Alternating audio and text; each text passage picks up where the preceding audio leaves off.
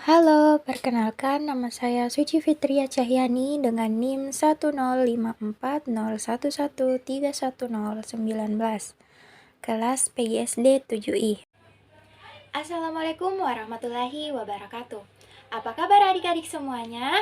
Kak Suci berharap kalian dalam keadaan baik, sehat, dan siap untuk belajar ya. Hari ini kita akan belajar bersama-sama untuk pembelajaran IPA kelas 3. Kita masuk pada tema 1, yaitu pertumbuhan dan perkembangan makhluk hidup. Pada subtema 1, yaitu ciri-ciri makhluk hidup pembelajaran ke-1. Mari adik-adik yang hebat, kita belajar dengan penuh semangat. Ayo kita mulai pembelajaran IPA hari ini dengan mengklik tombol start. Nah, hari ini kita akan belajar dengan menggunakan media pembelajaran interaktif berbasis IT dengan menggunakan aplikasi Canva. Nah, untuk langkah pertama, kita akan masuk ke materi dengan mengklik ikon materi. Apa itu makhluk hidup? Makhluk hidup merupakan ciptaan Tuhan Yang Maha Esa. Semua makhluk hidup merupakan kekayaan yang harus kita syukuri. Setiap makhluk hidup memiliki ciri-ciri tertentu. Sebagian besar makhluk hidup memiliki ciri-ciri yang sama, yaitu bergerak, bernapas, berkembang biak, tumbuh, makan, dan peka terhadap rangsan. Next, ciri-ciri makhluk hidup. Yang pertama, membutuhkan makanan. Yang kedua, dapat bergerak. Ketiga, dapat bernafas. Keempat, dapat tumbuh dari kecil menjadi besar. Yang kelima, dapat berkembang biak. Yang keenam, peka terhadap rangsang. Selanjutnya, contoh makhluk hidup, yaitu manusia, hewan, dan tumbuhan. Selain dari ketiga contoh ini, bakteri, jamur, dan lainnya juga merupakan contoh makhluk hidup.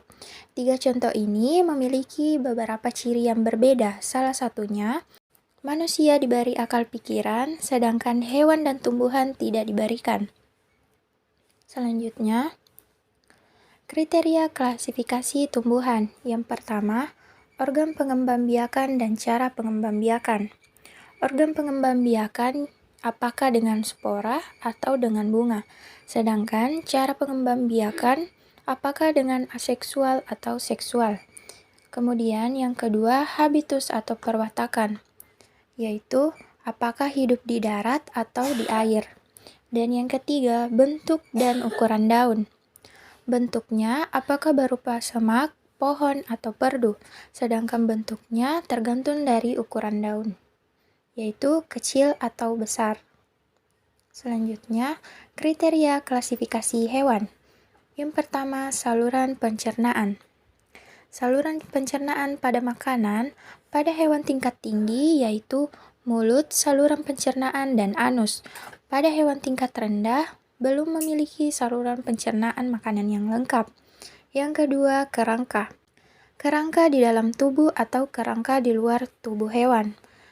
Yang ketiga, alat gerak, yaitu berupa hewan yang memiliki kaki, berkaki 2 atau berkaki 4, atau tidak memiliki kaki.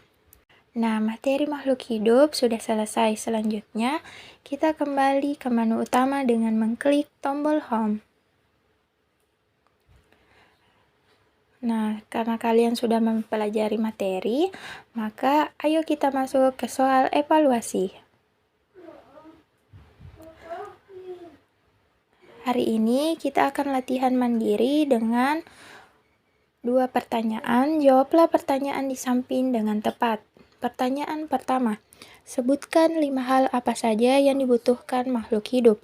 Pertanyaan kedua, sebutkan hewan yang berkembang biak dengan bertelur. Nah, adik-adik, silahkan mengerjakan latihan mandiri ini sesuai instruksi yang telah ditetapkan. Nah, itulah tadi video pembelajaran pada tema 1, subtema 1. Semoga video ini dapat bermanfaat bagi adik-adik semuanya. Bye-bye. Wassalamualaikum warahmatullahi wabarakatuh.